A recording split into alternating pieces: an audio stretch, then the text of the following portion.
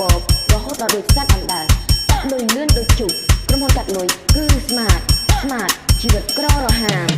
Smart គឺជាក្រុមហ៊ុនដំបូងឈានគេបង្អស់ក្នុងប្រទេសជាណាចក្រកម្ពុជាដែលមានអ៊ីនធឺណិតលឿនកក់ពពករហូតដល់ដូចសត្វអណ្ដើកកាត់លុយលឿនដូចជុកក្រុមហ៊ុនកាត់លុយគឺ Smart ជីវិតក្ររហាម Smart ជីវិតក្ររហាម Smart គឺជាក្រុមហ៊ុនដំបូង